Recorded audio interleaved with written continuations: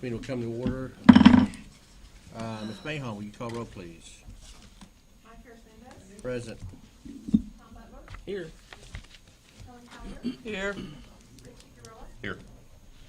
Robbie Shaw is absent today. Deborah Yurko. Here. We do have a quorum present. At this point in time, anyone wishing to make a public comment, you have 3 minutes in which to be able to comment about anything that would come before this commission. If it's concerning a case, we would ask that you wait for the case itself before you speak. So, Mr. Chairman, Brian Francis. Francis, I was just wondering, do we want to take a motion for Commissioner Shaw's absence? I don't know about that. I guess a motion to be entertained at this time. So move, we realize that Commissioner Shaw is not here. Absent. And excuse. Thank you very much. Thank you. Sorry. We have a motion. Second. All in favor, signify by saying aye. Aye. Those opposed, motion carries. Thank you, Mr. Francis. I completely forgot about that, Yes, to be sir, honest sir. with you. So, I'm sorry, let's move on to public comment. Anyone here to make a public comment? That being the case, we'll move on to executive session. Consultation with Commission's attorney pursuant to Section 5510711 of the Government Code to receive legal briefing on pending contemplated litigation. Advice from the Commission's attorney on legal matters authorized by 5510712 and under 5510774 of the Government Code, discussion of personnel matters. We'll now enter into executive session.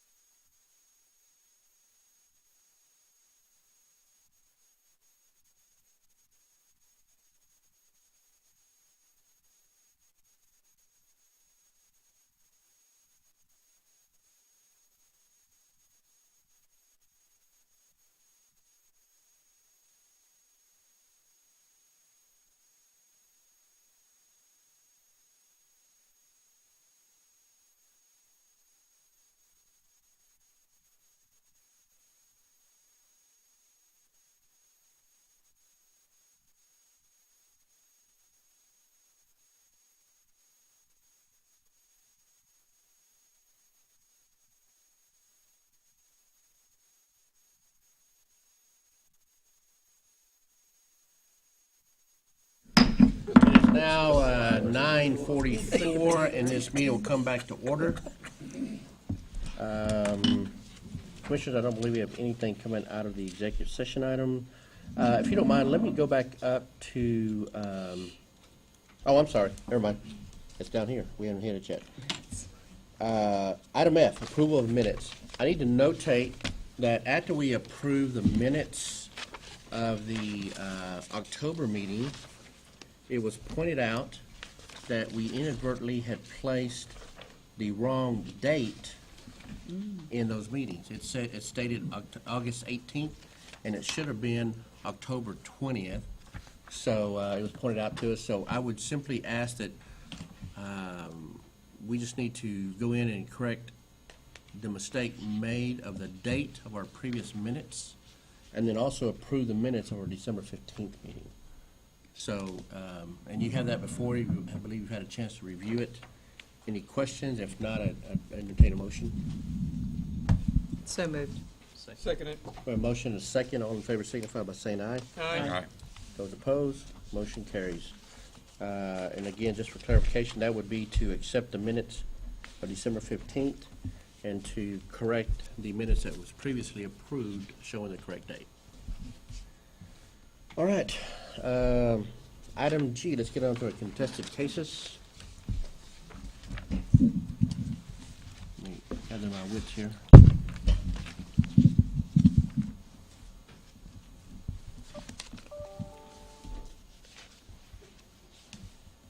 I only have one public comment form. Is that correct, Kay, so far?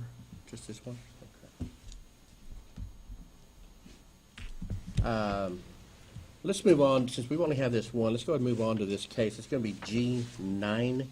Robert Brown, I believe you're present. Is that correct? Come on up here. David Saunders and Robert Brown, come on up. Sorry, Ken. Go ahead and have a seat. My apologies. So maybe go down to the bottom of the stack.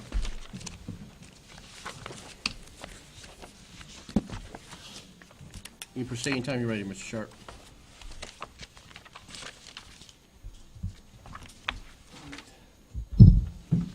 Morning, Mr. Chairman, Commissioners. My name is Ken Sharp. I'm the Enforcement Division here at the Department. The respondent in this case is Mr. Robert L. Brown. He had applied to renew his Incident Management Tow Operator's license. The Administrative Law Judge recommends that you not revoke the license, but instead suspend it for 5 years, 3 of those active and 2 of them probated. In December of 2015, the respondent was convicted of theft, items of the value between $500 and $1,500. The court sentenced him to 1 year of confinement in the Lubbock County Jail, but suspended that sentence for 2 years. Mr. Brown committed that theft in the course of his occupation as a licensed tow operator. He'd been employed as a tow operator at Lubbock Wrecker Service, which provides both towing and vehicle storage services. Mr. Brown stole auto parts and accessories from cars stored at his employer's place of business. When he was arrested, he told the officer he had stolen the parts he was caught with at that time because he was, in his words, tight on cash. Further investigation revealed that he had also stolen an in-dashboard video audio player from one of the stored vehicles and then installed that equipment in his own car. He was 29 years old when he committed this crime. The Administrative Law Judge found that these thefts were directly related to his occupation. If he were licensed, he would have access to unmonitored vehicles and storage lots and consequently any personal property in those vehicles. The ALJ considered the 2 letters of recommendation and other documentary evidence that Mr. Brown offered, and the fact that this was his only criminal conviction, included that although complete revocation might not be warranted, some sanctions should certainly be imposed. And the ALJ recommends that you suspend Mr. Brown's license for 5 years, with the first 3 years being active suspension, and then probate the remaining 2. And after considerable consideration, the Department asks that you adopt this PFD as it's written. Any questions for Mr. Sharp? I have this here. What is that? I'm not sure who signed. Was it David Saunders or Robert Brown signed this? I did. Okay, so you're the one to be speaking. So if Mr. Brown chooses to speak, he needs to fill one out on his own. Now, before I ask you to state your name for the record, You've heard the recommendation by our prosecutor to accept the PFD. If you still choose to not want the recommended PFD, you can go ahead and move forward.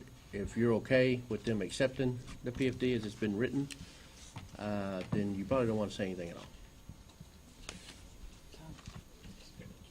May I ask a question? Sure. My understanding is for on the license suspension, that it would be a total of 3 years active suspension, meaning no license, correct? And then 2 years probation. That's what was recommended. I would like to, You want to speak to this commission?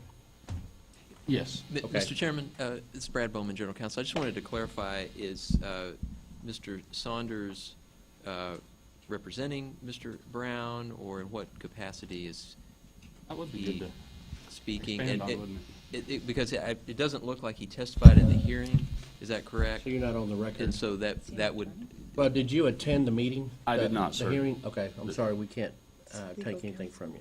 This is- Are you legal counsel? No, sir. Okay. Yeah, Mr. Brown, if you choose to speak, I'm gonna need you to fill out one of these forms and get it to me. We can do it afterwards if you'd like. Mr. Saunders, unfortunately, because you weren't at the hearing, so you have no knowledge of the hearing itself, you're not attorney of record for Mr. Brown. That being the case, we can't have you speak before this commission. Okay? Mr. Brown, do you want to go ahead and move forward and to discuss with the commission? Yeah. Okay. When you finish, I'm gonna need you to fill one of these out and get it to me, okay? I'm gonna mark through this one here, and we're not gonna consider that. Mr. Brown, if you don't mind, state your name for the record. Robert Brown. Mr. Brown, just so you know, the only thing that we can consider at this point in time is what was brought forth before the administrative law judge at the hearing. Anything outside that, then our prosecution, our general counsel will stop you because it's outside the record. So you can only be able to talk to us about what was presented at the hearing, okay? Go and state your name. Robert Brown. Go ahead and proceed. So I'm trying to make sure we're on the correct, on the suspension, it'd be 3 years not active and then 2 years probated. I mean, Yeah. yeah. Can you That's speak it correct. to the mic? To the mic? Oh, sorry. That's correct. Okay. Yeah, go I ahead. might get stopped on this. Is there a question about trying to change my license from an IM to a consent tow? That's that's actually applying for a new license. Is that correct? Because this is a incident management. This one is an IMTO, yes. So if you choose to do a different license, you need to go back to the process and apply with the state. I think that's all I needed to know. Okay. Any questions for Mr. Brown?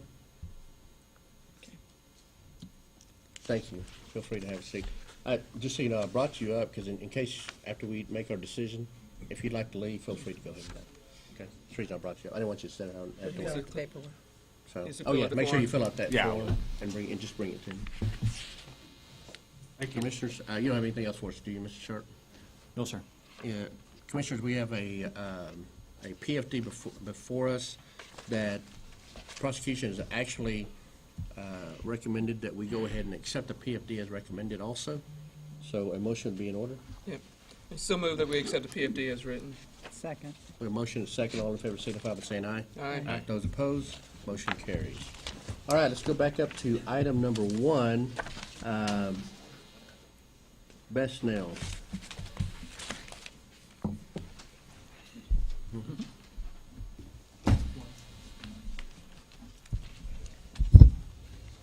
Steve, go right ahead. Yes, sir.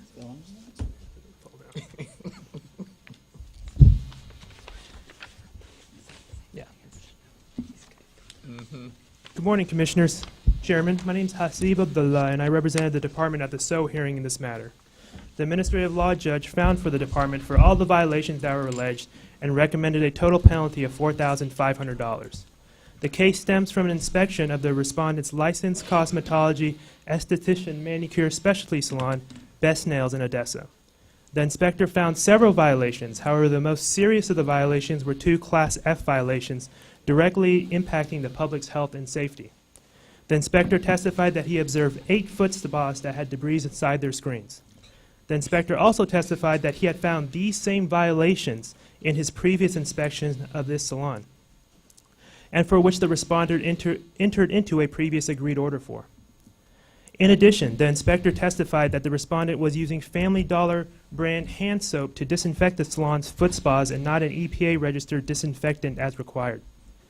The ALJ concluded that these violations did in fact occur and recommended that you impose a total penalty of $4,500. The department asked the commission to adopt the PFD as written, and I'm available to answer any questions you all may have. Is there anyone here representing Vestnells? Commissioners, we have a motion, we have a PFD before us, and prosecution is recommended to accept the PFD. Move that we accept the PFD as written. We have a motion. Second. Second, all in favor signify by saying aye. Aye. Those opposed, motion carries. Thank you, Steve.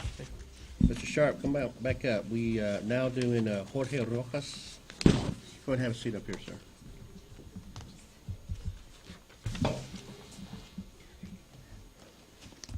Mr. Sharp.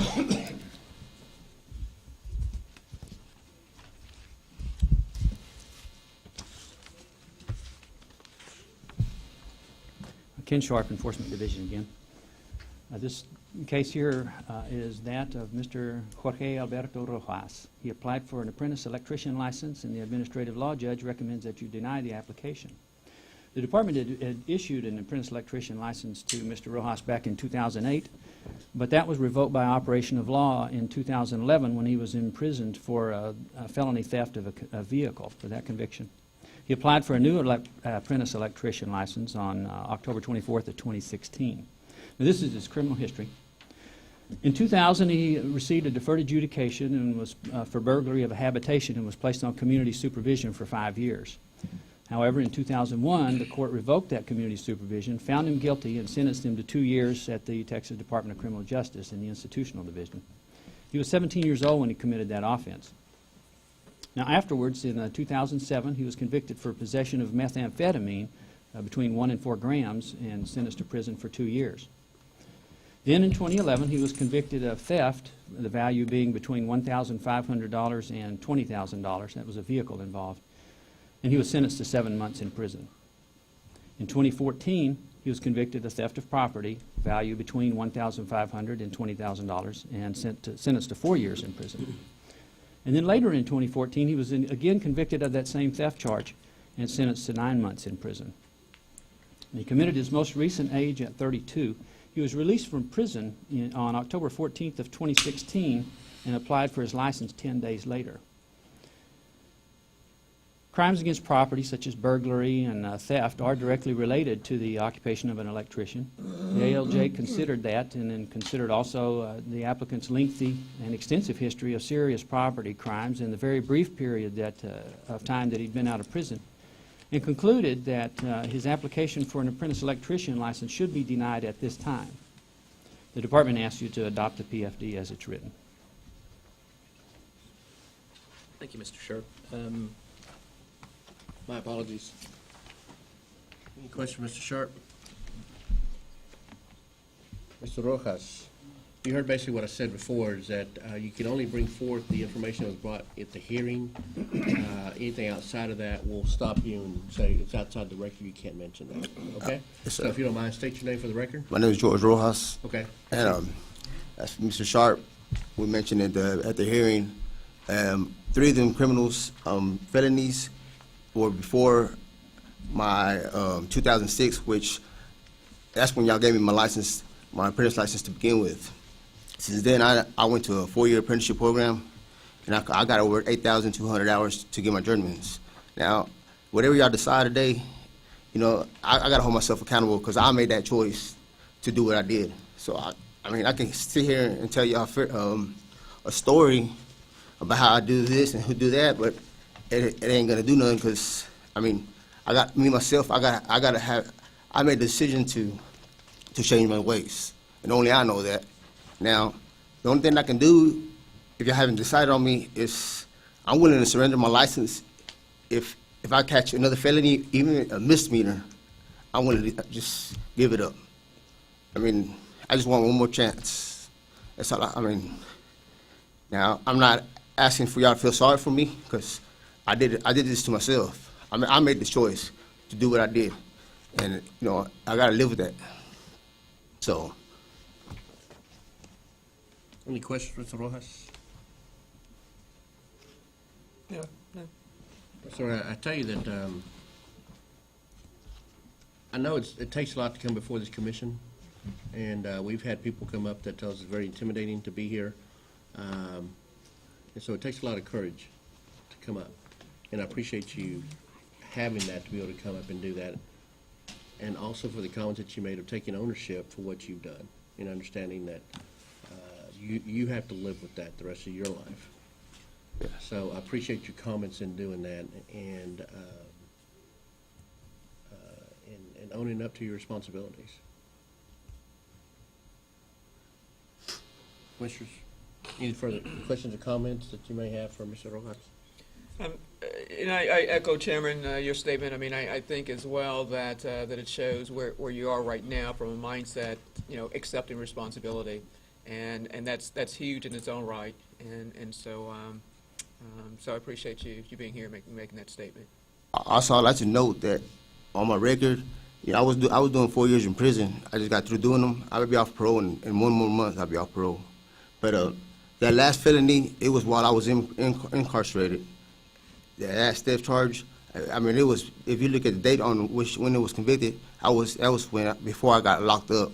It just came up later on while I was incarcerated, and I just went ahead and pleaded guilty to it because, I mean, I wanted to make parole, and if I had that on my, they won't let me out. It was a detainer. So that's, I mean, I just went ahead and signed for it since I was already locked up. None of this was on the record. Oh, okay. Any other questions, comments?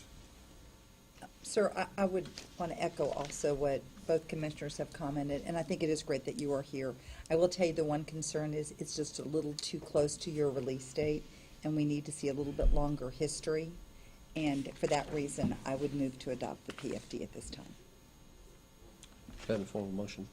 Yes, in a formal motion, along with the additions to the findings of fact number 2, number 4, and number 12, and the conclusion of law number 12, in order to clarify the original record. Do you need me to state the exact ones? This is Brad Bowman, General Counsel. I don't think you have to go into detail on that. These Okay. are technical corrections. Exactly. They don't change the substance or the merits of the PFD. Okay.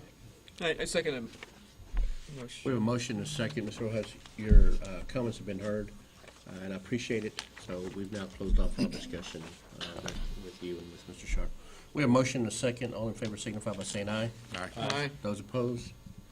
Motion carries. Mr. Rojas, the staff will be in touch with you, kind of let you know. You do have some other administrative remedies that you can follow as far as this commission and coming back before us if you so choose. It's up to you. They'll explain all that to you.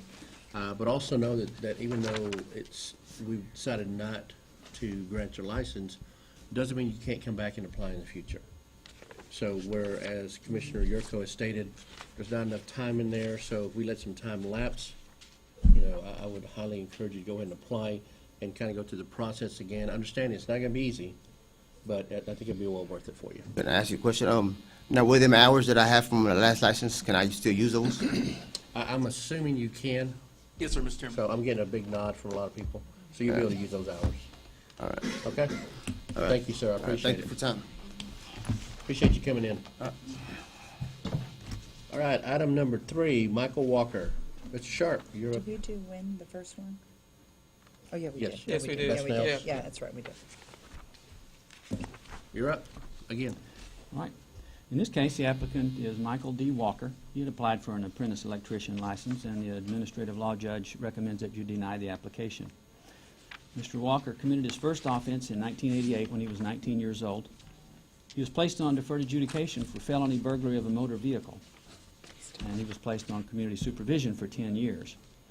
In 1992, the court revoked that community supervision, found him guilty, and sentenced him to 10 years in prison, but again suspended that sentence and put him on community supervision, and again for a period of 10 years. In 2017, Mr. Walker pled guilty to theft, the value between $2,500 and $30,000, and was again given deferred adjudication. He was placed on community supervision for 3 years.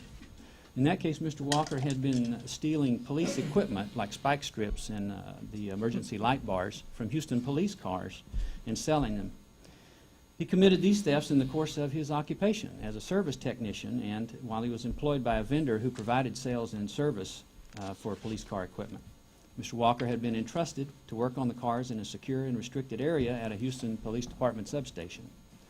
The officers who were investigating the thefts of police equipment from those cars had set up surveillance, and that's when they witnessed him stealing from a police car while he was working as a technician, and then arrested him.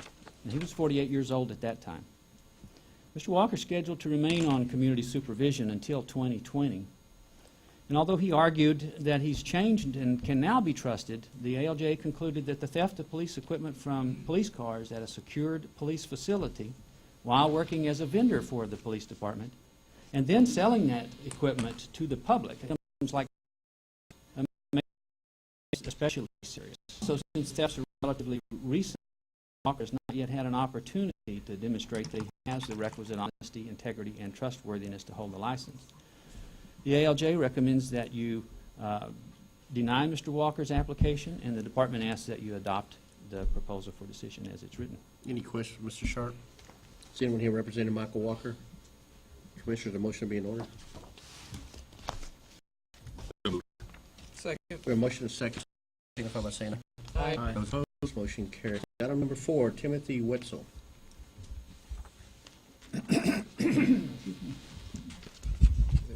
Wetzel. Go ahead. Mr. Timothy C. Wetzel is the respondent in this case. The administrative law judge recommends that you revoke his apprentice electrician license based on his criminal history, his falsification of his 2017 license renewal application, and his failure to respond to the department's requests for information about his criminal history. The department issued the apprentice electrician license to this respondent in May of 2015. That license expired in May of 2016, and he applied to renew it in February 2017 under the department's late renewal provisions. His 2017 renewal application asked if, since his last license had been issued, he had been convicted of or placed on deferred adjudication for a felony or a misdemeanor other than a minor traffic violation. And he answered that he had not, but that answer was not true. In May of 2016, Mr. Wetzel pled guilty to felony theft. The court deferred adjudication and placed him on community supervision for 3 years. That charge arose from the respondent's theft of more than $2,600 from his employer, who was operating Sonic Restaurants, and that was during his course of employment as an employee at the Sonic Restaurant. When the department learned that in spite of his answer to the criminal history on new application that he had been placed on deferred adjudication for a felony, the department's investigator sent Mr. Wetzel a request for information about the details of his offense and information about his community supervision. There are 2 forms that we have people fill out for those things. And Mr. Wetzel did not return those forms. He did not respond to those requests.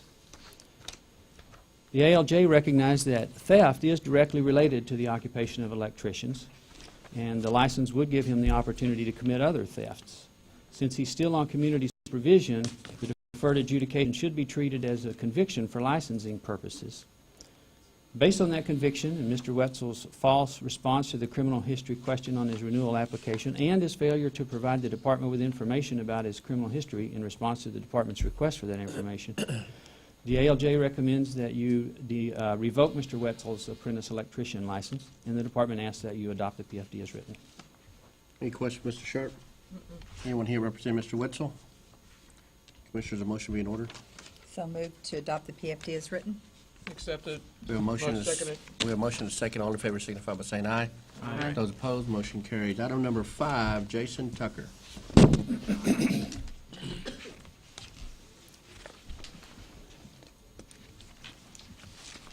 Mr. Jason A. Tucker, Sr. applied for an apprentice electrician license. The administrative law judge recommends that you deny his application. In 2001, he was placed on deferred adjudication for unlawfully carrying a weapon, and he was placed on community supervision for 12 months. He was 17 years old when he committed that first offense. In 2003, he was convicted of aggravated robbery with a deadly weapon and sentenced to 6 years in prison. He shot a man while robbing him. That's how that charge arose. And he committed this offense while he was on community supervision for the previous bronze, which was less than $20. He was convicted of months in prison. He was 30 years old when he committed that offense. And in that case, Mr. Tucker and another man stole 2 large rolls of copper wire from a Home Depot store, and each of those rolls was valued at over $1,000. Mr. Tucker was released from his most recent prison sentence in June of 2015. He applied for his license on September 15 of 2016. The ALJ considered this most recent offense involving the theft of copper wire, and that the theft of wire especially is directly related to the occupation of electrician. The ALJ also considered these following factors. Theft and robbery are directly related to the occupation of an electrician. There was no evidence of any rehabilitation efforts. The previous prison sentence apparently did not deter Mr. Tucker from committing more crimes. Mr. Tucker testified that he was already performing electrical work without a license. This is at the hearing when he said that. He was released from prison only relatively recently prior to his application. And also, he had not had enough time since his release from prison to establish a record of good conduct or otherwise prove his fitness for a license. The ALJ recommends that you deny Mr. Tucker's application for an apprentice electrician license, and the department asks that you adopt the proposal for decision as it's written. Any question, Mr. Sharp? Anyone here representing Mr. Tucker? Motion to be in order. I move that we accept the PFD as written. Second. We have a motion and a second. All in favor signify by saying aye. Those opposed, motion carries. Item number 6, Tibbs, Randy Tibbs.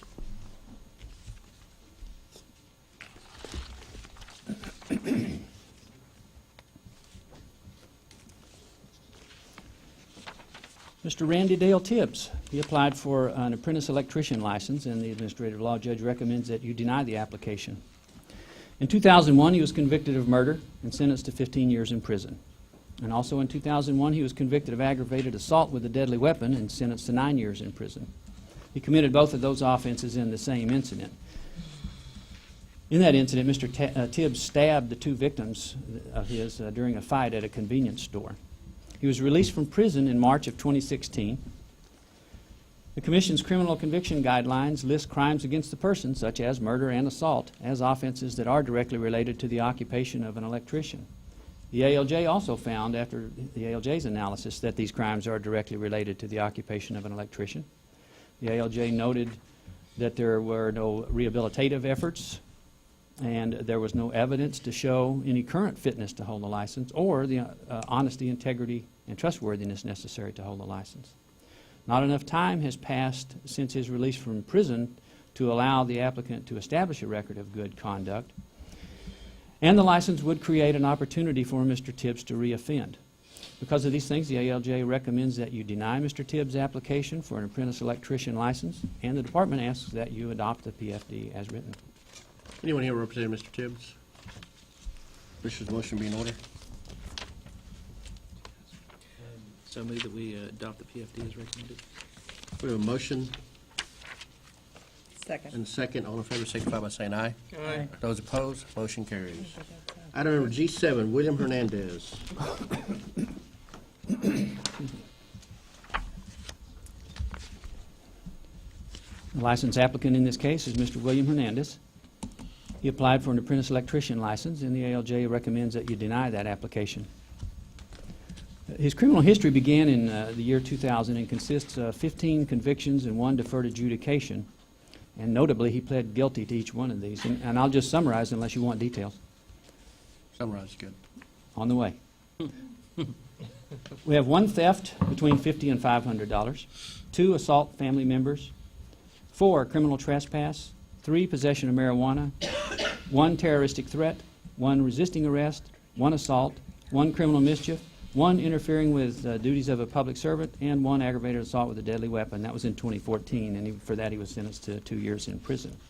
He was released from prison in December of 2015, and he applied for that license in September of 2016. He answered no to the criminal history question on the application, and he later explained that he was using a computer at the public library, and he thought they were getting ready to close, and so he just got in a hurry and made a mistake. But the ALJ examined the form he completed and found that he didn't make any other mistakes, and his explanation was just not credible because it was just as easy to check yes as it was to check no. The ALJ concluded that although he's participated in some rehabilitation programs, he's not yet demonstrated that he has the honesty, integrity, and trustworthiness to hold the license, and not enough time has passed to allow him to establish a record of good conduct that would help him demonstrate that he's currently fit for a license. And so the ALJ recommends that you deny the application. The department asks that you adopt the proposal for decision. Anyone here representing Mr. Hernandez? Commissioners, the motion be in order. I move that we adopt the proposal as written, adopt the PFD. Second. Motion and second. All in favor signify by saying aye. Aye. Those opposed, motion carries. Item number 8, Jesus Gonzalez. Mr. Gonzalez was first licensed as a hearing instrument fitter and dispenser in 2008. In May 22nd of 2017, he applied to renew that license. The administrative law judge recommends that you deny the renewal application and revoke his existing license. In June of 2016, the respondent pled no contest to a charge of burglary of a habitation with intent to commit assault. The court found that the evidence substantiated the respondent's guilt, but deferred adjudicating him and instead placed him on community supervision for 5 years. This offense occurred when the respondent suspected a friend of his had stayed overnight with the respondent's ex-wife in the house that was awarded to her in the divorce about 6 months earlier. They'd already been separated for at least 2 years before that. The evidence showed that the respondent's 2 children had stayed with him overnight. When he took one of them to school the next morning, he saw his friend's car in the ex-wife's driveway. The respondent went back home, took his daughter's house keys from her backpack while she was occupied, and then returned to his ex-wife's house. He let himself in and then went to the bedroom. When his ex-wife realized what was happening, she tried to keep him out, but he shoved her out of the way and attacked her companion. He only stopped the attack and left when he heard his ex-wife calling 911. The victim in that attack suffered lacerations to his lips, a black eye, and pain to his ribs and to his back.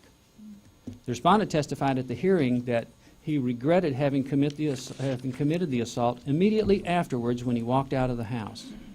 However, at some time after he left, he posted messages on social media bragging about his assault, saying he was happy that he did it, and sent messages stating that he did not care if he was arrested, he would gladly do it all over again. The ALJ noted the respondent was a mature, 35-year-old adult when he committed this offense. He gave due weight to the respondent's testimony and other evidence, and then concluded that because of the grave circumstances and facts of this case, the respondent is not fit to be licensed as a hearing instrument fitter and dispenser. The ALJ recommends that you deny the renewal application and revoke the license. The department asks you to adopt the PFD. Anyone here representing Mr. Gonzalez? Commissioners, the motion be in order. Mr. Chairman, this is Brad Bowman, General Counsel. We just have one Technical correction to finding of fact number 1. It just clarifies that the predecessor agency of the department was actually who issued the license. Sounds good. Thank you. I believe Commissioner Figueroa made the motion. A second would be in order. Second. Second, of course, with the corrected changes as noted by our general counsel. All in favor signify by saying aye. Aye. Aye. Those opposed, motion carries. Mr. Sharp, thank you. You're a busy man today. Well, thank you. You were busy listening. Well, I wouldn't go that far. Very generous. Yeah, you're very generous. Mr. Sharp, come on up. We've already done item number 9. Let's move on to item number 10, which is capital tow. Mr. Chairman, Commissioners, good morning. Morning. I'm Michael Shirk. I'm with Enforcement. This case stems from a proposal for decision issued on December 4th, 2017, involving the wrongful tow of a vehicle because there was insufficient signage that was posted. The administrative law judge found that both witnesses were credible and believable, but self-consciously based his decision on the demeanor of the tow truck driver who he chose to believe over the vehicle owner. Because the decision in this case, adverse to the department, was based exclusively on credibility determinations, the department found no grounds for appeal, filed no exceptions, and while we disagree that the tow truck driver was more believable than the vehicle owner, we have no grounds to challenge the proposal for decision. So your recommendation is to go ahead and accept the PFD as written at this point in time. That's correct, Mr. Chairman. Move to so adopt. We have a motion, Second. a second. I would be remiss, is there anyone here representing Capital Toe? Commissioners, the motion is second. All in favor signify by saying aye.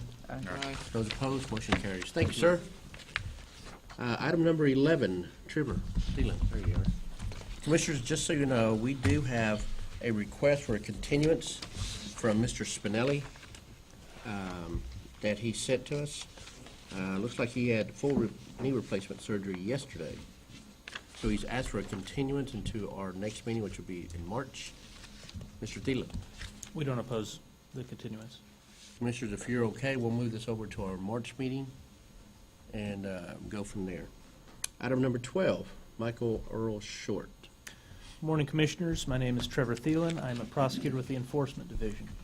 We recommend that you accept the Administrative Law Judge's PFD and deny Michael Earl Short's consent tow truck operator license application because of the danger indicated by his criminal history and because he lacks the required honesty, integrity, and trustworthiness to hold the license. At age 40, Mr. Short threatened to cut and shoot a 16-year-old girl if she did not get into his truck. Once the girl was inside, he sexually assaulted her. She later escaped the truck and flagged down a motorist for help. These crimes occurred in 1995. In 1996, Mr. Short pled guilty to aggravated kidnapping and aggravated sexual assault of a child and was sentenced to 20 years in prison. He was released from prison in 2014 and released from parole in 2016. These offenses are clearly serious offenses. They directly relate to the tow truck occupation. The offenses both took place in Mr. Short's truck while he was towing another truck, all of which were isolated in a parking lot at the time, which is the exact scenario that a tow truck driver could encounter every day. Accordingly, the ALJ found that a license could give Mr. Short the opportunity to commit similar offenses. Mr. Short testified that he's a different person now and presented 6 letters of recommendation, most of which were identical to the others except for the signatures. None of the letters discussed Mr. Short's character or demonstrated that the letter signers were aware of Mr. Short's criminal history. 2 of these letters were withdrawn by their authors, including the letter that was signed by the person who Mr. Short planned to drive tow trucks for. His intended employer decided not to employ Mr. Short because of his criminal history. Ultimately, the ALJ found that not enough time has passed since Mr. Short's release from prison to determine his fitness, and that there was little to no evidence presented regarding Mr. Short's honesty, integrity, and trustworthiness. We recommend that the Commission accept the ALJ's PFD and deny the license application. Any questions, Mr. Thielen? Anyone here representing Mr. Short? Motion be in order. I move that we accept the PFD as written. We have a motion and a second. All in favor signify by saying aye. Aye. Those opposed, motion carries. Thank you. I believe that takes us through our contested cases. Let's now move on to item H1, our motions for rehearing.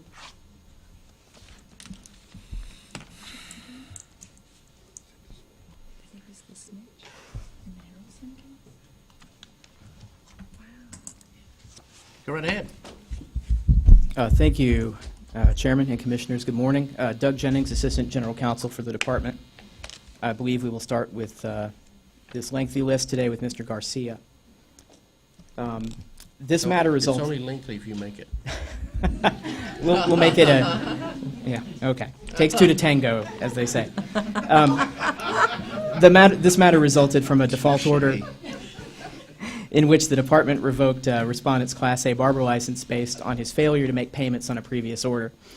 At the time the NOAV was issued, Respondent had a balance of $2,069 in unpaid penalties based on 2 previous violations. The Respondent has entered into a payment agreement with the Office of General Counsel to pay that outstanding sum. To date, he has made a down payment of $600 and 2 monthly payments of $130 each. He is current as of today. And so we believe he will be able to pay that balance down by the end of the year.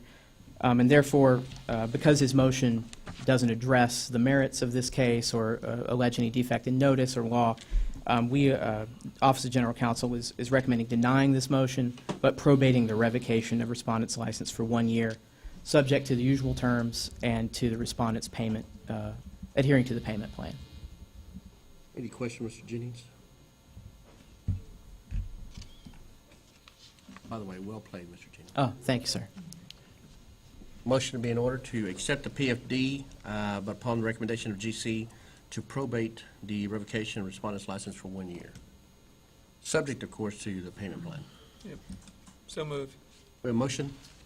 Second. Second, all in favor signify by saying aye. Aye. Those opposed, motion carries. Item number 2, Derma LLC. I have something for that. Yes, Mr. Chairman, there is Ms. Redfern circulated a document that we received from the respondent stating that he is unable to make the meeting, but this doesn't appear to be a request for continuance. He asked that this be entered into his file to be read at the hearing, but rather than reading it, if you would like to take some time to read through the statement, that's your prerogative. Commissioners, you received a document marked H2 in your packet of information, so that's what this case is about. He's not requesting a continuance. That's correct, and largely this email is... Simply saying that he couldn't afford the payment amount. Yes, yes, and so I ask us to kind of tread carefully on this one. One of the things that's interesting is the motion for rehearing, as originally filed, stated simply that notice was sent to the wrong party. And so, while this is an interesting statement, once again, it's subject, points that he raises that weren't in the motion for rehearing, I really do not feel are appropriate to address. But I will obviously address the merits of the original motion for rehearing. Okay, so the only thing he does do is he asks that we dismiss the penalty. Can I ask a question? Okay, can you address the issue of whether he was properly served, so whether the default is at? I certainly can. Okay. Yes. Would you like me to proceed? All right. Yes, we have, the motion for rehearing alleges that notice was not received. We have proof in legal files that the NOAV was sent to 2 addresses. Both were confirmed delivered. And we have some additional information. There were 2 separate cases pending against this respondent in the same time frame.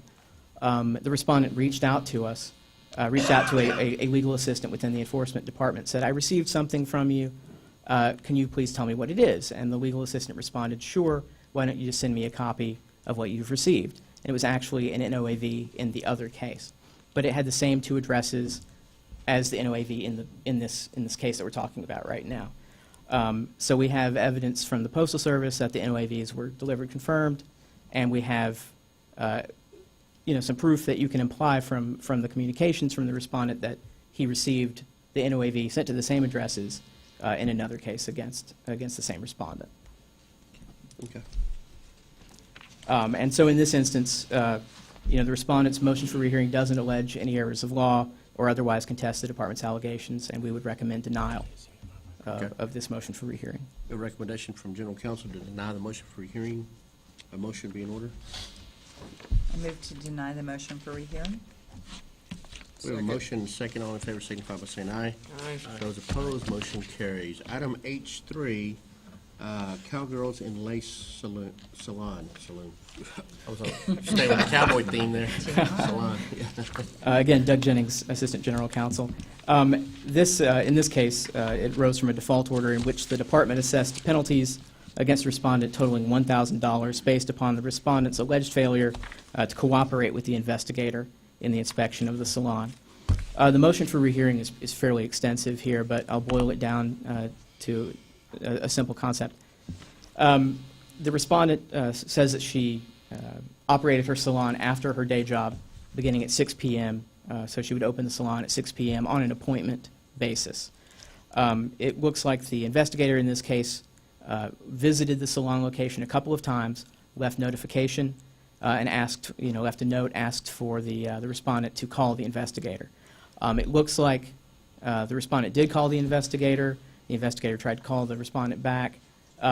It looks like the department did its diligence in trying to contact the respondent, but it looks like the respondent just didn't kind of take the extra step of coordinating with the investigator and setting up investigations, an inspection rather. And the motion for rehearing says, the respondent claims that she didn't know she was responsible for arranging the inspection, and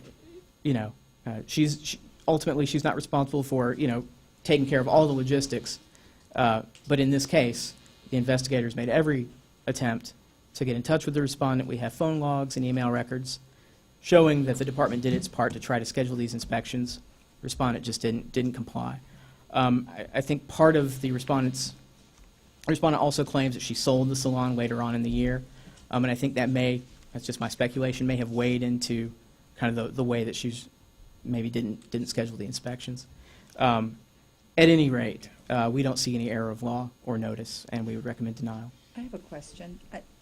Should not an instructor of cosmetology be aware of the requirement that she needs to be inspected? I would state that she most likely should be aware of that, yes, Yeah. Commissioner.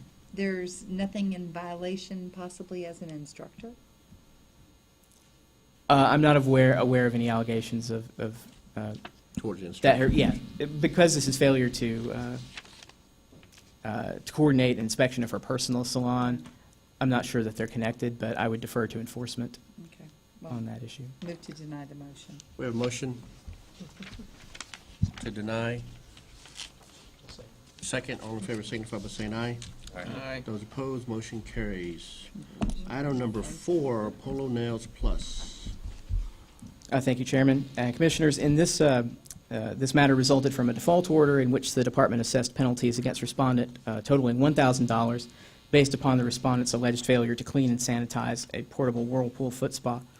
The motion for rehearing doesn't allege any errors of law or notice. At the time, the motion for rehearing simply requests a reduction in the amount of the penalty. And just so you understand where the Office of General Counsel is coming from, we were trying to reach out to the respondent to maybe arrange a payment plan, made multiple attempts to contact the respondent. To try to enter that payment plan, he did not return our office's calls. And so my recommendation in the memo that you received is that we'd recommend denying and mentioned that if you thought fit, you could reduce the penalty. But once again, that was because our office was trying to contact the respondent to try to enter a payment plan, and we generally don't view this process as an opportunity to reduce the penalty. So have they paid $500 to date? No. So they I don't have any believe there's no payment. Okay. The What was the MF original fine? $1,000. Okay. A settlement offer was made during the normal course of the NOAV process for $500, but the respondent didn't pay that, and there's been no agreement entered into that I understand. Okay. I'm sorry, let me correct myself. It looks like a settlement agreement was emailed to the respondent, but he did not fill out the form or make payment. Move to deny the motion for rehearing. Second. A motion to deny the motion for rehearing. All in favor signify by saying aye. Aye. Those opposed, motion carries. So it's just simply to deny. Oh, yes, sir, thanks. All right. Item number H5, Jason Manning. Thank you. Doug Jennings, Assistant General Counsel. This matter resulted from a default order in which the department assessed administrative penalties against the respondent in the total of $6,000 based upon his failure to exercise reasonable judgment and skill in performing an equipment inspection in two separate instances. The motion for rehearing doesn't address the merits by and large. It just makes an effort to kind of cast blame elsewhere. And we don't really view it as responsive to the allegations. There is one potentially, I don't know, if you construe it pretty liberally, it might contest the application of law. The respondent states that another party should be held liable for one of the violations. That's not the case before. That's not the case, because this case is based upon negligence or a failure to diligently conduct an inspection, and that falls solely on the respondent. And so there are no other allegations of error in the law or notice, and so we would recommend denial of this motion as well. We have a motion, we have a recommendation to deny. Yep, so moved to deny. A motion, Second. second, all in favor signify by saying aye. Those Aye. opposed, motion carries. Item H6, lightning towing and recovery. Thank you, Mr. Chairman. This matter resulted from a default order in which the department assessed administrative penalties against the respondent in the total of $1,200 and also order the respondent to refund the complainant in the case $230. We will actually recommend granting this motion. We noticed in the motion for rehearing, the respondent alleges that the tow did not originate within the city of Humble, Texas.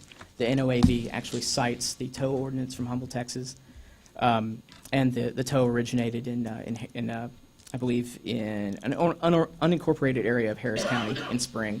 And because the notice of alleged violation cites the wrong law, we need to begin again. And so we'd recommend granting. Okay. Move to grant the motion for rehearing. We have a motion and a second. Commissioner Figueroa, all in favor signify by saying aye. Aye. Those opposed, motion carries. Item H7, Commissioners, we also have an email that was received concerning this. I guess essentially requesting a continuance. We received this last night at 11 o'clock, stating that the respondent seems to be ill, and simply ask us to move it to the next meeting. If there's no objection, then we'll just go ahead and move it to our March meeting.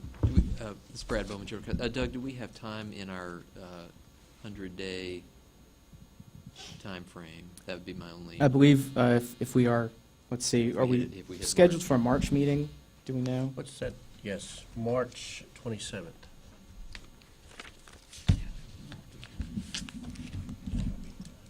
Let's see, the motion was filed on January 8th. Okay. So we just got word March 23rd would be the 100th day deadline. March 23rd. And I don't, So we were, Brad, can you outline what the ramifications would be if we? yes. So there in the APA, there is a kind of a clock that is ticking once the final order is signed. The commission has to act on the motion for rehearing within 100 days of the signing of the order. If you did not do that, then the order would be overruled by operation of law. So it'd be the same effect as if you denied the motion in a meeting. and it was signed, what'd you say? It was 100 days on March 23rd. We have, looks like the decision of the executive director was signed on December 13th. Oh, okay, December 13th, so, yeah, we would be within the 100 days, okay. Commissioners, I don't know if you want to go ahead and hear the case and have a motion for hearing on file, or operations of the administrative code would simply be a signature on our part anyway. And I guess, yeah, it Have a does- pocket veto. It doesn't sound like a continuance in this case really, yeah, Benefit. helps the, It doesn't, I mean, we can do it, Respond. but it's going to be the same effect. So, why don't we go ahead and move forward and go and present it, and we'll just go from there. Okay, thank you, Mr. Chairman. This matter resulted from a default order in which the department assessed administrative penalties against the respondent totaling $8,900 and suspended the respondent's licenses for 1 year. And this was based upon charging of fees unrelated to the towing of vehicles, failure to properly itemize and characterize fees on a tow ticket, and employment of an unlicensed person. In the motion for rehearing, the respondent alleges that a mistake has been made by the mail service, so we construe that as a claim he did not receive the NOAV. But records departments show that the third amended NOAV was mailed to the respondent on September 8th, 2017, and that that NOAV was confirmed delivered on September 13th. Now, the notice of default was mailed on October 19th. There was some indication in I guess, a lack of clarity in the email that is the motion for rehearing about which document the respondent received. But we believe, based on the timing and when the notices were mailed out, that the respondent did in fact receive the NOAV. And once again, marked is confirmed delivered. Again, the respondent also alleges that he left voicemails with the department in an attempt to resolve this matter. A review of the phone logs and email logs confirms that the department did its job, contacted the respondent, tried to work something out. Just ultimately, the respondent didn't comply. And so, Office of General Counsel would recommend denial of this motion for rehearing. A recommendation to deny? Okay, I'm still confused. Did they already pay? Is I- this more of a technicality that we're denying, I mean, I'm a little confused because I'm under the impression that he did pay and satisfy the settlement offer, it's just that it was a few days late? Am I misunderstanding that fact? I don't believe any payment has been made in this case, in the the day and night. This is the Cortez case? Yeah. No, this is the day and night Oh, record. I'm sorry. my No bad. problem, no problem. My bad. But no payment has been made in this case, just to clarify. And we did confirm that he did leave voicemails. Yes. Okay, thank Yes, you. and that the department responded via email, phone, Mhm. you name it. Okay. Yep. Yeah. I move that we accept the Recommendation. PFD recommendation. Thank you. We have a motion, Second. second. All in favor signify by saying aye. Aye. Those opposed, motion carries. Doug, I assume that we'll probably just inform Mr. Woodward that the 100 days would have happened prior to our meeting. So We went will. ahead and took it up. Yes, we will, and we'll inform them of any further steps Sounds that great. they need to take. Thank you. Item number H8, Apollo Towing. All right, thank you, Mr. Chairman. This matter resulted from a default order in which the department had assessed administrative penalties against the respondent in the amount of $900 based upon respondent's alleged charging of fees not directly related to the towing of a vehicle. Interesting timeline in this case. The prosecutor and the enforcement staff during the NOAV process offered to settle this case for a warning for a payment of $62.50. The respondent simply had to mail a check in that amount to the complainant. It looks like there were some motions made to try to fulfill that request. The respondent actually sent enforcement a copy of a check and a tracking number, an envelope with a registered mail tracking number, but that tracking number was never activated. It was never, apparently that envelope was never mailed. It never entered the U.S. mail system. And so enforcement staff got back in touch with the respondent and said, I think this was on August 3rd, this department staff informed the respondent, if you will mail this check within the next 10 days, we'll still settle this for a warning. It's not until September 27th that the respondent actually mails this check out. And it was confirmed that the complainant ultimately did receive the refund of $62.50. But given a couple of different timelines to meet, the respondent failed. I can't speculate as to the reason for that, and the motion for rehearing doesn't really get into it. But ultimately, the reason this case was moved along is because the respondent failed to adhere to the guidelines, the timelines given by enforcement. And therefore, because the motion for rehearing doesn't allege any other error, the Office of General Counsel is recommending denying this motion. We have a recommendation by GC. A motion would be in order at this time.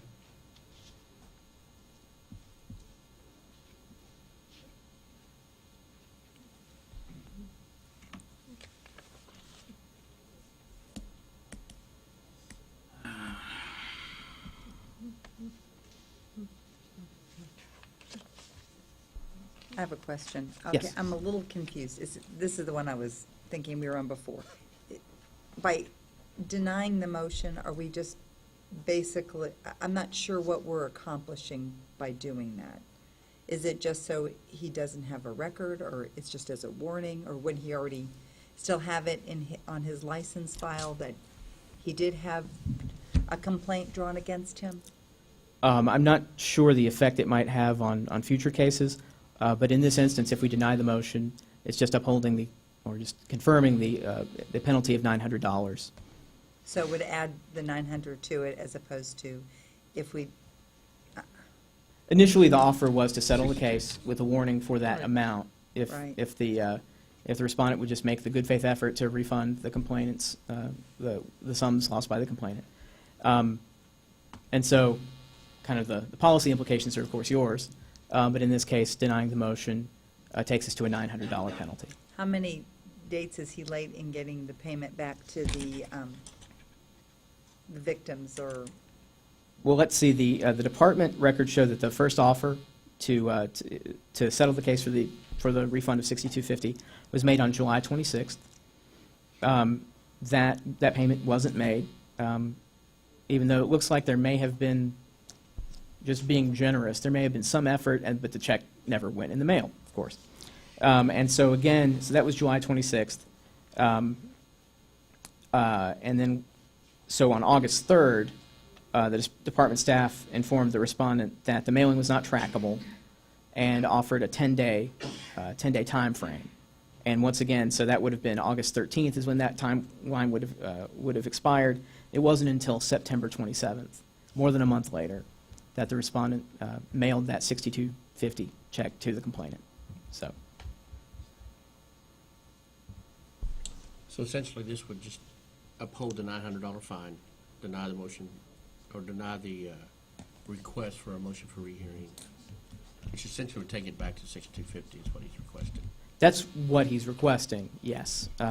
But our recommendation is to deny the Because he motion for simply hearing. never met the timelines and sent us information that was not correct. Because he sent us a tracking number, but he may have gotten it, but never actually mailed the check. Right, right. And then, again, when we extended the opportunity, a new 10-day Yeah. timeline didn't meet that. So He slow paid. he ultimately did pay, yes, and we No, but confirmed. He slow played it the whole. Oh, time. slow played, yes, Yeah, that's all he absolutely. did. Okay. Move to accept. I make a motion that we accept the Second. council's recommendation. To deny. We have a motion and a second to deny. All in favor signify by saying aye. Aye. Those opposed? Motion carries. Thank you, sir. Thank you. That takes care of all of our motions for rehearing. Get confused on that. Let's go ahead and take about a 10-minute break. Yeah, And when we come back, we'll take up the cases. I'm sorry, the rules.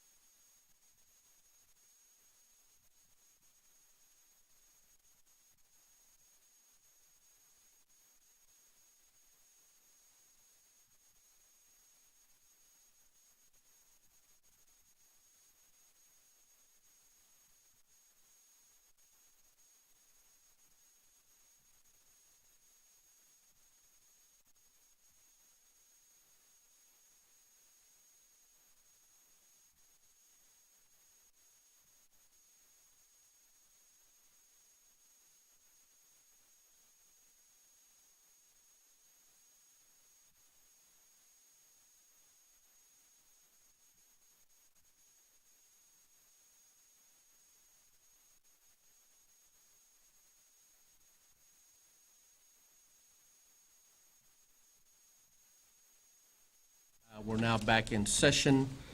Let's take up item I, which is discuss possible action on proposed amendments to the water well drillers and pump installers. Good morning, Commissioners. Della Lindquist, Deputy General Counsel. These amendments are in response to the required 4-year rule review of all of our rules. The department and industry requested that we add fiberglass casing as an option for an approved option for our licensees to use when drilling and completing a well. So in addition to some cleanup things in these rules, as you can see, the biggest change was to add in the fiberglass casing, which is a medium price kind of option between the plastic and the steel. We filed the rules, we published the rules on November 24th, 2017. The public comment period closed December 28th, 2017. We received no comments, so we recommend adopting the proposed amendments without changes effective April 1st. Are there any questions for Ms. Lindquist? Yeah. Entertain a motion. So moved. We have a motion. Do we have a second? Second. All those, we have a motion, we have a second. All those in favor, please signify by saying aye. Aye. The motion carries. Thank you so much, Mrs. Lindquist. Moving on to item J, the discussion and possible action, proposed amendments of the existing rules at 16 Texas Administrative Code. General Counsel. Yes, again, Della Lindquist, Deputy General Counsel.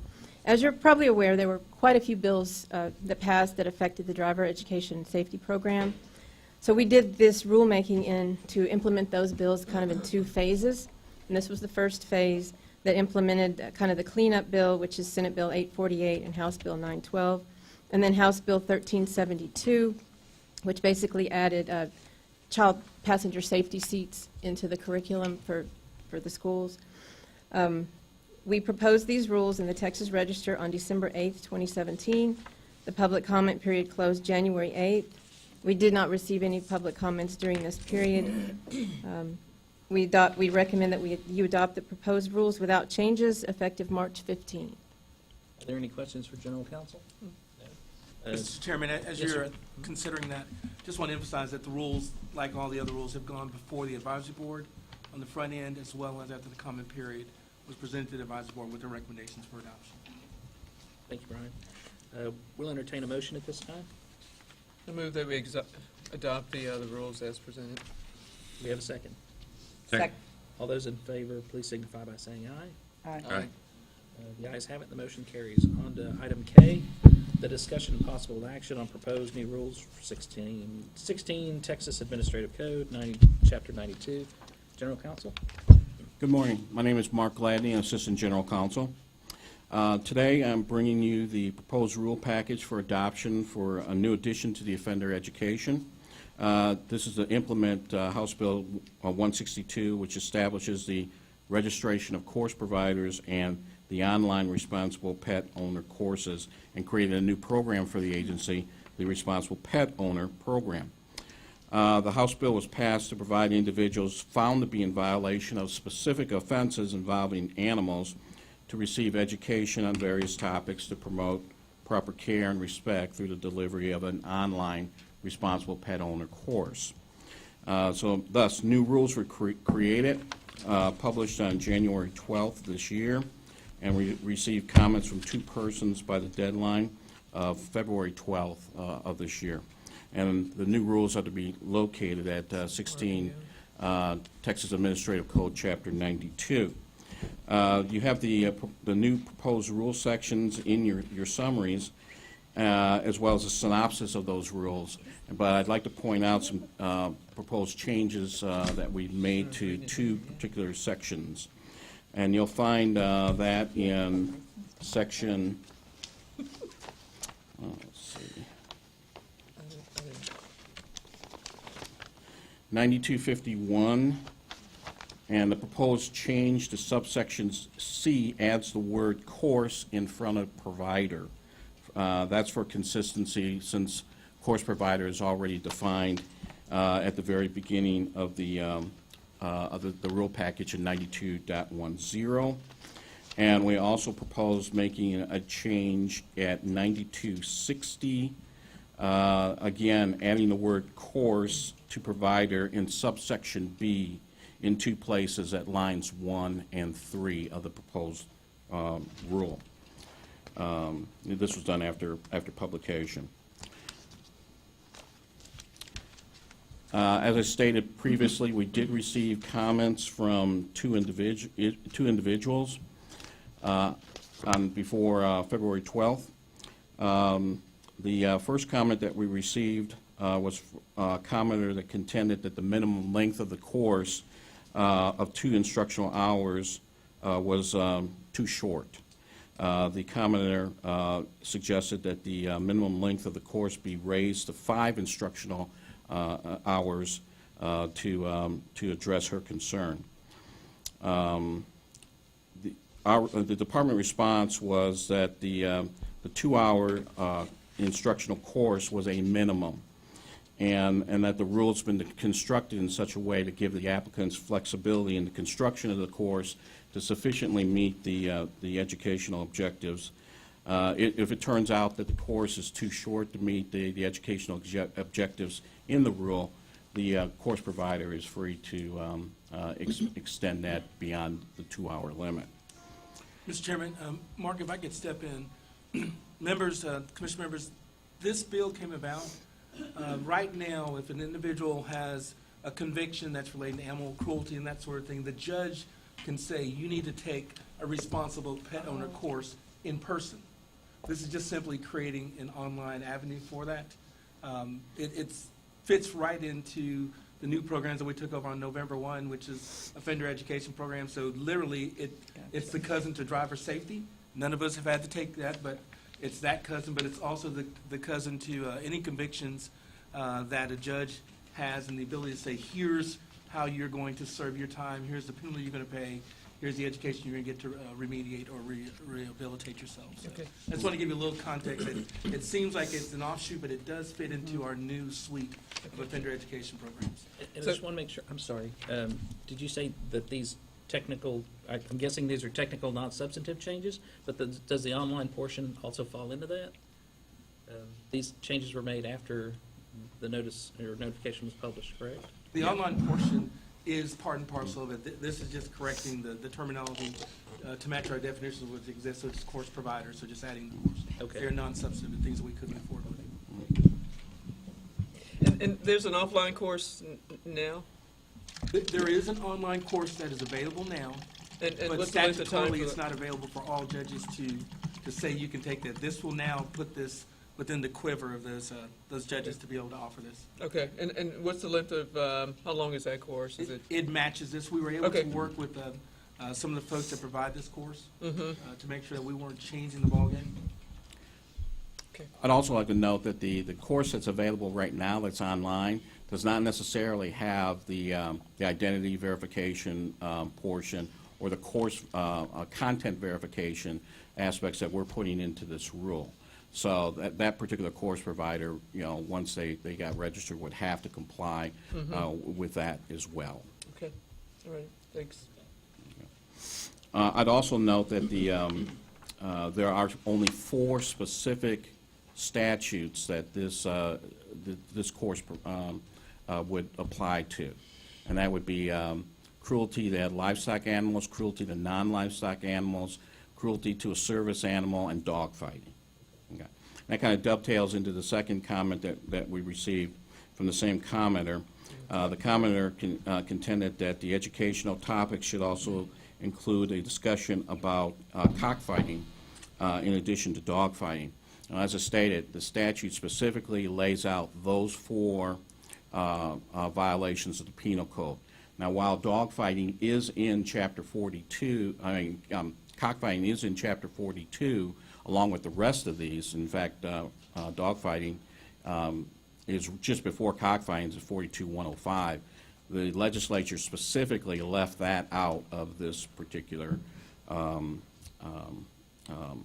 bill. So that's why our response just basically stated that we obviously can't, adopt a rule that is not supported by statute. Okay. And Mr. Chairman, if I could, Brian Francis. by setting the base and the minimum, it would not prohibit a provider from including language relating to that. It just says that the minimum standard has to include these elements and those particular statutes that were enumerated in the law. Wouldn't it be including livestock? Yes, Yeah, so livestock and non-livestock animals. cockfighting, wouldn't that be included? Oh, no, cockfighting has a specific, actually, a cock or a rooster has a specific definition under 42105 cockfighting. A cock is a male rooster. Right. It's specifically defined in that statute. So, Does there- that take it out of the definition of livestock? That's what, that would be the intent of the legislature, to define cocks separately from livestock. That has been done. That has been done in 42105, which was passed in 2011. Okay. Thank you, Mark. Okay. And the third comment from this particular commenter was basically a objection that the participant was not giving, after taking the exam, would not be giving the correct answer after submitting an incorrect answer to the content verification question after completion of the course. The commenter contended that the participant would receive an educational benefit from getting the correct answer, even if that person answered incorrectly. The department noted that education is a purpose of this particular course, and that the purpose of this particular subsection was to evaluate the participant's mastery of the course content by giving the correct response. The department felt that it wouldn't really benefit the individual to give them the right answer in the event they had to retake the course again. They could just simply memorize that response. Plus, the test bank that's available for each major unit of study within the course is very limited. So if the person did have to retake the test again, they could basically just memorize it, and there really wouldn't be any educational benefit from that. The second commenter inquired why responsible pet owners would even need this course. Our response was simply that House Bill 162 was designed for those defendants who are convicted of the specific enumerated offenses that I noted before involving animals. The statute and the rules are directed only at those individuals that violate these specific offenses, and obviously a responsible pet owner would not be included in this. It's, Brian Francis, it's actually intended to help them become responsible pet owners after the offense. So that's the title is really seeking the outcome of what we want them to be and how we want them to treat animals. Right. It's just the question that the commenter gave was why responsible pet owners would need it. Obviously, a responsible pet owner wouldn't even be in that circumstance. Okay. So that's the extent of the comments that were submitted to us. We anticipate an effective date for these rules to be March 15th of this year, and the department is asking for adoption of these rules with the changes noted. Okay. Are there any questions, General Counsel? No? Entertain a motion? yes, so moved. We have a motion. Do we have a second? Second. All those in favor, please signify by saying aye. Aye. The motion carries. Thank you. Thank you. Don't want to be on camera not saying aye. Item L, the Really? enforcement division. Y'all been bad, ain't it? Sorry. Because that's how we were coming. Aye. Mr. Chairman, Brian Francis, I believe that was Mark's first time at the table, and I feel like it was a little too light. I feel like they should have given you a little bit more business, but we'll work on that. We'll work on that. You got to let us know when it's somebody's first. Good job, Mark.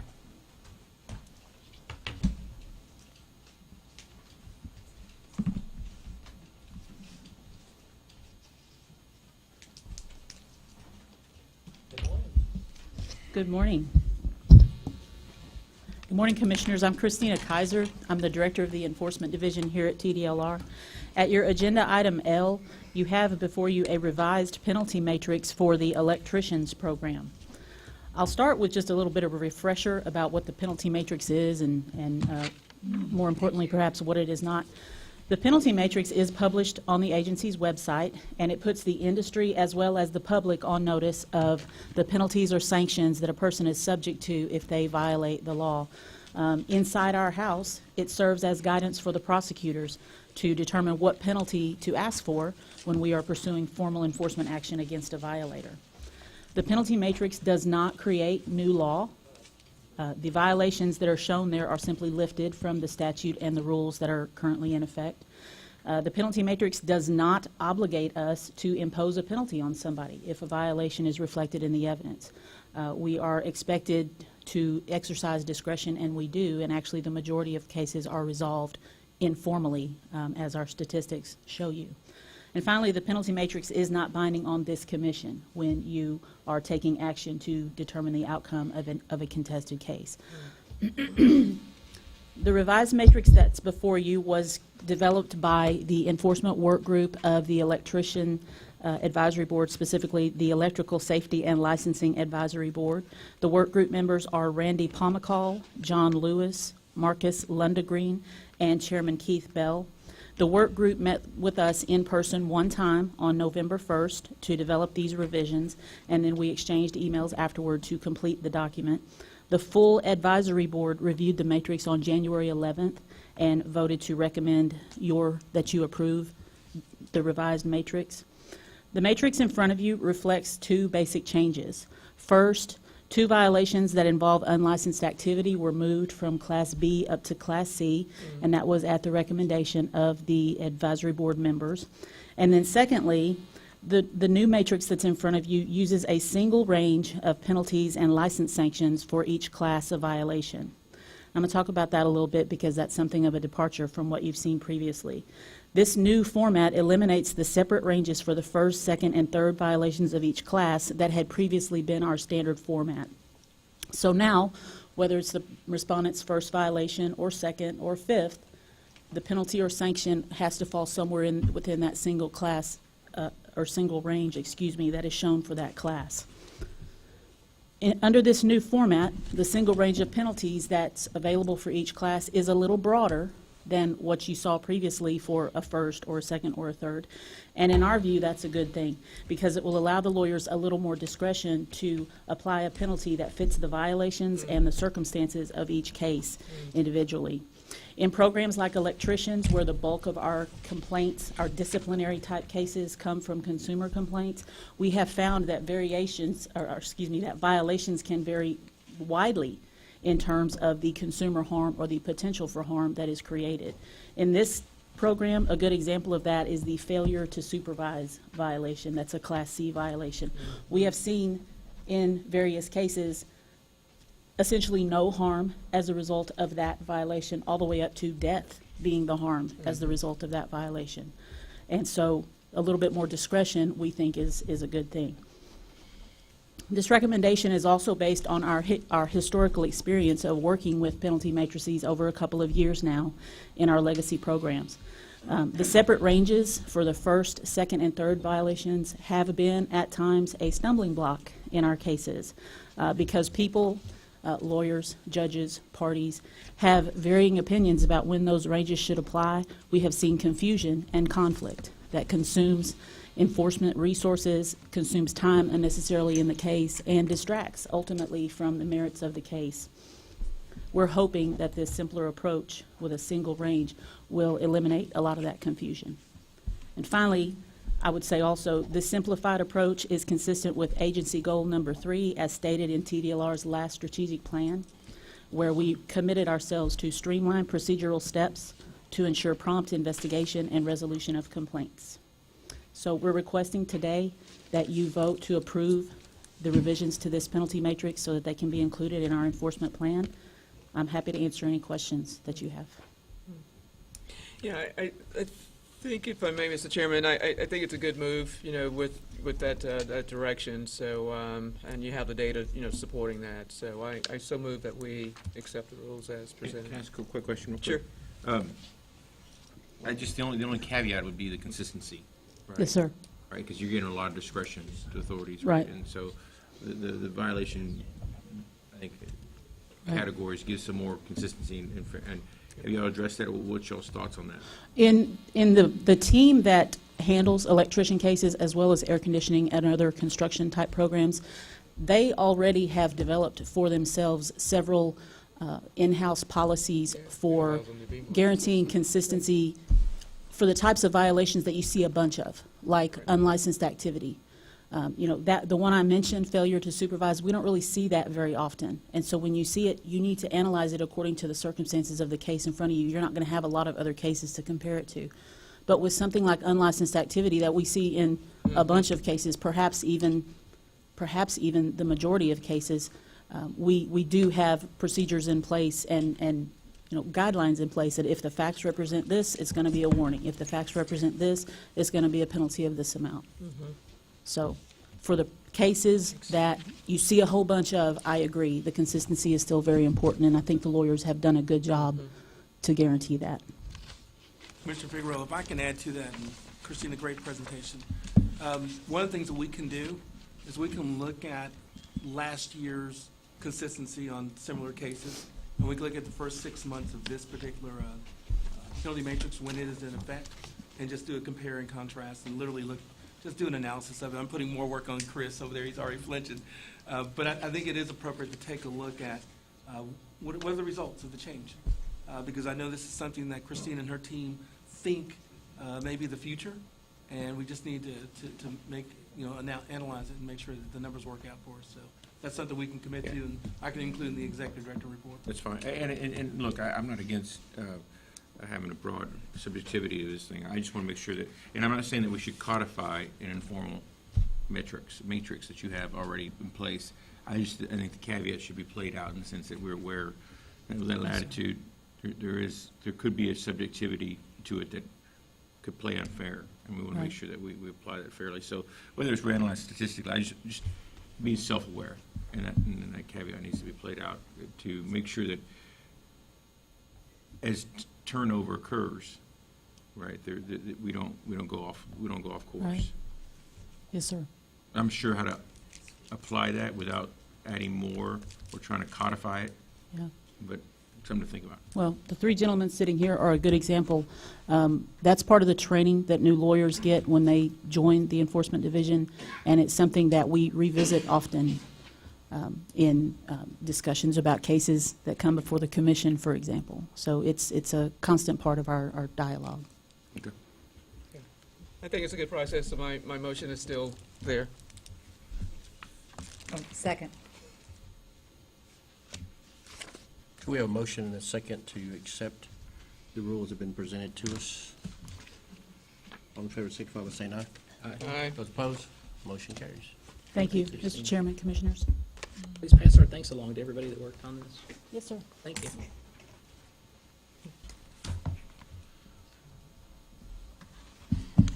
All right, Commissioners, you now have, I believe that covers all the rules, if I'm not mistaken, and the penalty matrix.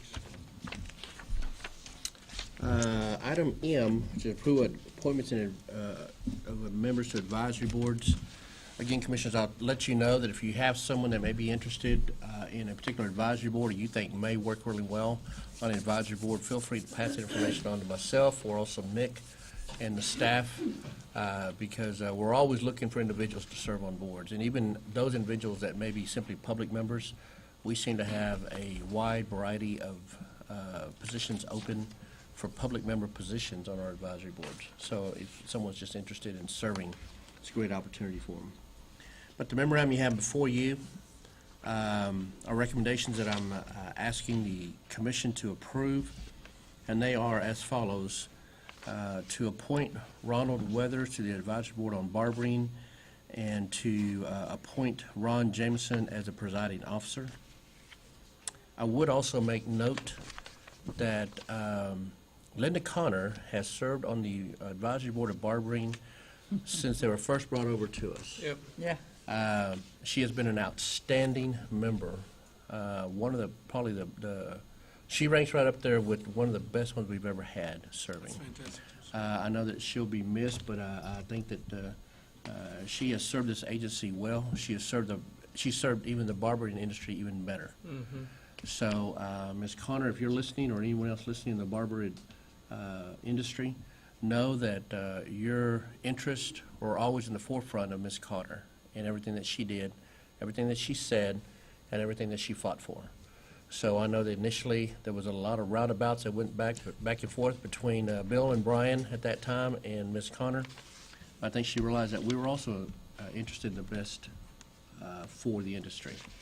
So we managed to meld those two together, and with having Ms. Connor as a leading force in that, I tell you what, I think the barber industry is strong. I think it's growing because of the work that she's done. So you will be missed, Ms. Connor, but understand that we value what you brought to the table. So, Code Enforcement Advisory Committee, appoint Sylvia Flood out of San Antonio. Advisory Board on Cosmetology, appoint Sam Webb out of Austin. Driver Training and Traffic Safety Advisory Committee, appoint Victoria Barroso out of El Paso. Elevator Advisory Board, appoint Nancy Crowther out of Austin. Speech language pathologist and audiologist, appoint Christina Kelly out of Dallas. I'm asking you to reappoint on the Auctioneer Advisory Board John Swafford as presiding officer out of Buda, Texas. Norman Seaton out of Dallas, Texas. Shelley Widener out of Belvedere, Texas. On the Elevator Advisory Board to reappoint John McGraw out of Austin. Out of the Dyslexia Therapists and Practitioners Advisory Committee to reappoint Misty Dempsey out of Kingwood. Latricia Nagos out of Amarillo. Beatrice Daniels Mills out of Brownsville. On the Property Tax Consultants Advisory Council to appoint Stephen Dunstan out of Fort Worth. William Green out of Dallas, and Mitchell Katine out of Houston. Commissioners, you also have the applications of each one of these individuals that was sent to you. I hope that you've had a chance to review them prior to. So, that being said, if you have any questions, feel free to ask. If not, I would entertain a motion to accept appointments and reappointments. I make a motion to accept the appointments and reappointments of the following. We have a motion by Vice Chair Butler. Second. A second by Commissioner Figueroa. All in favor signify by saying aye. Aye. Those opposed, motion carries. Commissioner, I thank you for that. I tell you that this is a daunting task every time we have to go through this. And just so you know, in our next meeting in April, in March, we'll have some more appointments and reappointments we have to do, because this seems to be a constant. Also, there is item N. I'm going to kind of get this started, but I think Brian's going to chime in with some stuff. But it's time for us to begin to start doing our strat plan. Yes, sir. And Brian is going to kind of give us a little bit of background on it, and then we'll move from there. Mr. Chairman and Commissioners, so this is a strategic planning season for state government, and it's required by the statute that every agency go through this process every 2 years. I think for those that have been with the commission, they know that we go a little bit further than just what's required. We really take strategic planning serious in terms of getting the input, the collaboration from the different groups that we regulate. We try to have a physical presence, but also an online presence to get that feedback. We will be undertaking that beginning in March. April, May, and June, we'll start having the external focus group sessions where we go around the state. We'll have information that we're seeking through our webpage, whether it's Facebook or Twitter, and involving those folks in that process. The work group that we need at the commission level is a group that we can huddle with. Just have a touch base in March, April, May, and June. The touch base will look something like, we just completed 5 sessions around the state. Here's the themes and trends that we're hearing. We just completed getting the data back from our staff internally on strategic planning. Here's some of the feedback. Here's what we're hearing. Here's how we think the strategic planning document may be moving in that direction. Also getting feedback on the different groups. This session we want to have some face-to-face meetings with some of the policy directors. We want to have face-to-face with some of our partners, whether it's technology and vendors. How are we doing? What can we do better? That sort of thing. The staff has already been pushing in a lot of changes that are going in the process. Christina Kaiser has been extremely vocal in helping shape, I think, what's going to be a tighter, more targeted focus on how we do strategic planning. Carla and Nick have weighed in on it. They bring a different perspective of strategic planning for us. So we need 3 volunteers that will be available to have us touch bases as we move forward, just to make sure that the commission is involved with strategic planning over the summer. So that being the case, Commissioners, I think that the strat plan is a daunting task. I've served on it several times. But I would open it up to see if there's anyone interested in serving on the strat plan work group to work with, of course, our executive management team to go through all that, to kind of comb through with a fine tooth, actually to go through it with a fine tooth comb. But what it does is allows you to be able to understand also what we do and how this all works within the entire workings of how it's presented to the LBB, the governor's office, and moving from there. So if you've got anybody that's interested in serving on the strat plan work group, I Sure. would, Yeah. Commissioner Collier? Does carrots come along with that? Yeah. Okay. Just sticks, just sticks. Okay. No carrots. Yeah, no carrots. Okay, all right. Anyone else interested? I think Rick Figueroa would be a great pick. Ditto. I'll walk to the cliff. Okay, then we got two. Anyone else interested? Mr. Yurko would How be a about, good choice. how about Mr. Shaw? He's not here. He can't say no. Oh, that's good. That's good. Must be present to win or. Yeah. So let me reach out to Commissioner Shaw. We'll kind of go from there. But I know we've got two, so if all else fails, I could probably jump back on again since All those in neither- favor, say aye. Aye. All right, there you go, Mike, welcome. Since neither Commissioner Butler or Commissioner Yurko were willing to step up. Cowards. So why don't we kind of go from there? We know we've got two. Well, I'll be the third if we have to do that. So not a problem. All right. That solves N. Now let's go on to our staff reports. Mr. Chairman, Brian Francis, Executive Director. I just want to touch on a few things in the Executive Office report. We provide each of you a copy of the calibration that we have for the agency. We specifically chose not to call it a reorganization. It's simply allowing us to have a ground level view on all the new stuff that we receive. When you get 17, 18, 20 programs coming in a 2.5-year time period, you think you know what you're looking at from 30,000 feet. You think you have an idea of what you're getting into when you look at the statutes and the rules and some preliminary financial information. But now that we're at ground level zero, we can see where we need to realign our resources. And that's what the calibration does. It lets us take a very clear focus on the education and examination needs that Ray has. Ray has the Responsible Pet Owner Program. He has a new certification program for air conditioning contractors, a new industrialized electrician program that's coming his way. He also has the driver education pieces. He also has the Community Safety Act elements that have to be developed, as well as a hard of hearing and deaf program for driver education. One of the things we wanted to do for Ray was say, let's pull those inspection pieces that you currently have under your watch. Let's move those back to field inspections and have you focus on those core responsibilities. In regard to field inspections, by taking those inspectors back out of the education group and putting them under Tanya, I know this is something that Commissioner Yurko has been talking about for a while, which is how do we knock out that rising workload in the inspection area? We've seen it in a couple of the audits that we've had in the past. Well, Commissioner Yurko, we've got more resources there. We're looking at folks that were working hard but specializing on the school inspections. Now we're going to be able to expand them to the other inspections, and so Tanya's going to have a little bit more firepower at her disposal. Another thing was factoring in, the loss of George Ferry. Mm-hmm. How do you replace that seat? How do you reconfigure yourself to continue to be successful? One of the things that we talked about, and Carla and Nick were instrumental in our early wrestling with this process in December and in January. All the directors were involved in looking at the calibration and being able to provide direct feedback to us. We had one-on-one discussions with the directors. We made substantive changes based on their recommendations. One of those, I think Dee Dee will attest, is Dee Dee came and shared with us the need for additional resources in licensing. And we're able to readjust and realign our folks so that we can give her what she needs on the ground.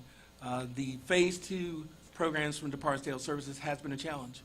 The system that we inherited was incredible for letting us get those programs over, but it's quite different in terms of the manual demands that it has compared to our other licensing system.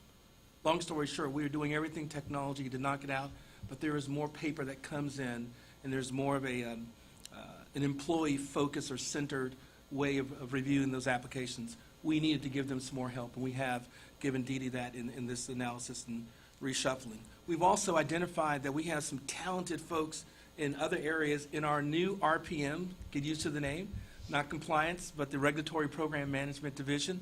RPM, you know, there's like sound effects with Daytona, rev it up, rev it up. It's kind of going in my head. But the RPM group has some talented folks in there that we were like, hey, you can give us immediate impact and benefit by moving your expertise over to another area or sharing your expertise in another area. So when you look at that org chart we provided you, there's some folks that are in purple.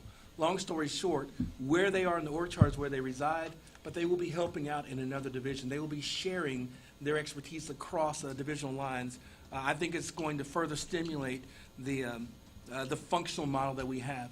Our functional model is successful because there's communication between the functions. And we've kind of moved away to some functional silos, and we want to definitely re-energize the communication across because we serve each other to serve people outside of our agency. Every call that customer service takes and gives to licensing, it's not bugging licensing. They are getting information from licensing to help the person who's calling about their license. And so we really want to just re-energize and refocus ourselves on having better communication across functional lines. The other big change that you'll see is that we took the program management office out of IT, and we've created an enterprise program management office. It's still going to be focused on doing most of the IT project management, but now we'll also have them available for strategic planning projects. Now we'll have them available for a bill implementation project, so that enterprise perspective is going to help us in the long run as we move forward with this. And is that still reporting through the IT side, or? It will not. It's going to report. We've done a combination of the Office of Innovation and Program Management. When Randy first came on board, he started with Lee. Lee saw the talent for a discount healthcare card program, but we also spun Randy off later on to lead our first project management office, and then it morphed into Office of Innovation, and now he's kind of coming back to that look. The last thing that I'll just encourage you to take a look at is take a look at the Bob Posey. We moved Bob Posey. He's going to be reporting directly underneath Carla. I don't know if you guys are aware of this, but there is definitely a move afoot to consolidate and bring state agencies that are leasing space in Austin to a new state building. And it's not been constructed yet, but it is going to be constructed. And one of the things that we want to do is get ahead of the game. Our needs here today are significant. We cannot be served by just simply saying, oh, this building has one office meeting that everybody can meet in, meeting room.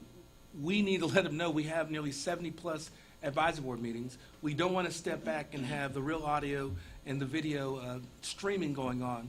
We need to let them know what our needs are in that regard, as well as just how we're configured to be a smarter and better agency. So I would just share with you the calibration as it was delivered last week. I thought it went extremely well. The leaders in that are going to be the directors and their managers that continue to have the conversations that makes folks recognize the value and their value within that calibration. It will go on for the next 5-6 months, but it will position us for the next 2 or 3 years as an agency. So I'm excited about where it's going to lead us. And I'm available to talk to you all offline in regard to anything in the calibration and how it's going forward. Mr. Chairman, there's 2 other things I want to touch on real quickly. One is the actually 3 things. You should never put a number on it until you look down. 3 things. You're allowed to. I can only do 2, right? So 3 things. Nick and a couple of other folks joined me probably about 3 weeks ago to watch the viewing of a videotape or a film called Be the One. And it simply deals with be the one that makes a difference in regard to human trafficking. Our agency is dead center involved in that. You've seen the articles I shared with you on the sign that's gone out and the positive, incredible, overwhelming feedback that we're getting from the different news outlets as well as our cosmetology salon owners on those signs and how that's going to help them make a difference. Be the One is something that we will do a viewing of as an agency to make sure that our folks understand the signs, but also the importance that they have in being involved in that process. The other one, I did a presentation a couple weeks ago in Tyler for the Homeland Security Committee, and it was dealing with the Community Safety Act. Simply put, that interaction of when a police officer pulls over a citizen, and how the intensity of that moment is and the anxiety is for both folks involved. Well, we get to play a role in that. You know, the Community Safety Act requires that TDLR, along with the other partners, the Texas Commission on Law Enforcement, the Texas Education Agency, that we develop a consistent curriculum for our folks in driver education and driver safety programs, for the ninth graders in high school, as well as the law enforcement officers, to make sure that everyone is on the same page and we can lower that anxiety. I'm really excited about where we're going to go forward with that. So that'll be available in September 1 as we move forward with that. Something to keep your eye on, and we'll definitely keep you apprised of it. And the last thing I wanted to announce, Commissioner Yurko tried to steal my title and my designation as the poet for the agency. When I shared with the commissioners that TDLR won the award, the State Employee Charitable Campaign Award, for the highest per capita gift of any employees in the state of Texas for agencies between 301 employees to 500. I'm extremely proud of it. It reflects our heart, that we're leaders in so many areas. The chairman gave us a quote that said something to the effect that, you know, you gain a life, you earn a life by what you get, but you earn a living. No, you earn a living by what you get, but you earn a life by what you give, by Winston Churchill. And I think that is so true in this regard. So I'm extremely proud of our staff. I will have to be singing a country western song for ERS. Turned out that... That's redundant, by the way. Is it country western? Country western, it's country. Oh, I never thought about that. I don't like the word western song. That just sounds weird. I'll be singing a country song. I'll be singing a country song for the ERS folks, and their executive director will also do a slam poem for our agency. We both forgot to bring our very talented legal advisors to the table when we came up with the bet. We said, we're going to beat you next year. Well, it turned out that we won the per capita award, and they won the participation award, so we both had to come through with it. We're also going to work together in October of this year to do a joint event between our agencies, just to show that collaboration. Super excited about that. And, Mr. Chairman, I believe that is all I have. Yep. And when's the viewing for the Be the One? For the, we're going to have several viewings of that. We'll make sure that we include you guys in the loop on that. And we're going to do it for our folks here. We'll do it for our folks along that are out in the field as well. But I definitely want our agency to be one of the agencies that has 100% participation in doing that. Thank you. I can tell you that when I was notified, I think Kay notified me about the award that we received. I did. I had sent out an email to our staff to let them know that I was proud of what they've done, the accomplishment. I think it shows the heart of who they are. Please don't read the email. And is it a poem? I'm going to read you the email. Okay. That. Can we vote on this? Mr. Chairman, if I could, Carla James, I did want to add that good. The Eyes of, well done, Carla. that the Eyes of Texas is a country song. Oh, that's Just true. saying. That would be true. So I wouldn't suggest or even recommend that he would do that, but not considering where you're coming from with that. I would be remiss if I didn't mention that Texas Tech is leading the Big 12 in basketball, men's basketball.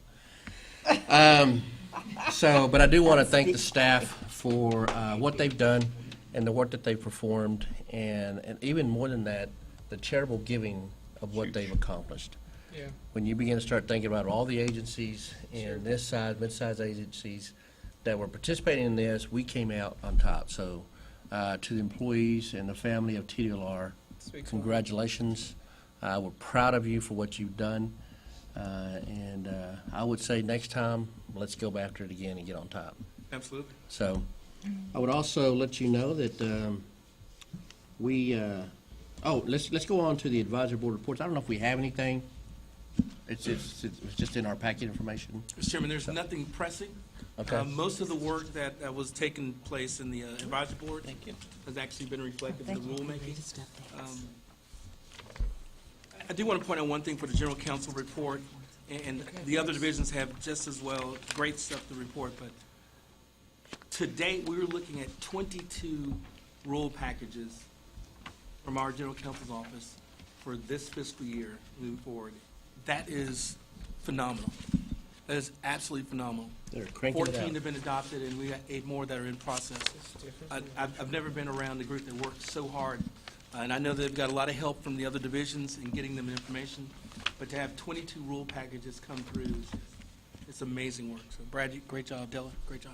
Yeah, they are cranking it out, so congrats to the GC. So work's not finished, but congrats. Also, we've just been handed our advisory board report. I would ask commissioners to take a look at it. I would also make note of one thing. Prior to, we used to have maybe 2 pages long on these advisory board reports. This one here is Too long. 5 pages.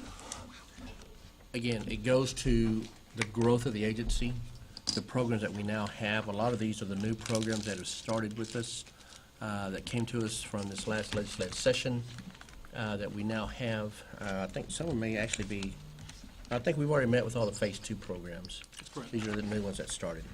So, anyway, I can tell you it's a lot of work, a lot of information, but if you have the opportunity, commissioners, to be sitting at your desk and there's a meeting come on, feel free to just jump on the YouTube and watch it through YouTube, and you can listen to the meeting, especially if you're assigned to that advisory board. I would recommend that you do that. Let's now move on to Q, which is our discussion of meetings. Our next meeting right now is scheduled for March the 27th.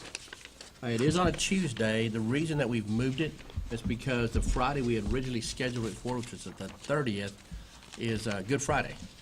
So I contemplated whether to have staff come up here or not. So we decided to go ahead and move the meeting since they would be off on that Friday. So you're welcome. Thank you. That made it a sad Friday. So we will have it on Tuesday. I also know that Commissioner Yerkel has already stated she will not be here for that particular meeting. Correct. But I think we should have everyone else, so we should still have a quorum with us. After that, it's May the 25th, which is a Friday. We'll go back to our Friday meetings. At this point in time, it's suggested that we do either July 13th or July 20th. I would tell you, I think my first preference would probably be have the July 20th meeting I agree. at this point in time. So unless that's a problem, let me know. But right now, go ahead and put July 20th, which is a Friday, for our next meeting. Mr. Chairman, Brian Prince, if I could add, once we receive the instructions for the strategic plan, that will dictate when our plan is due. Good point. So we may have some adjustments Yeah, that would in be- regard to meeting dates in June and July. So I'll keep you guys apprised. As Weekend soon as we before get that data, Memorial Day. we'll share it with Sure you. you don't want to do it on a Okay. Thursday instead of a Friday? Okay, I've just been told that that's the weekend before Memorial Day.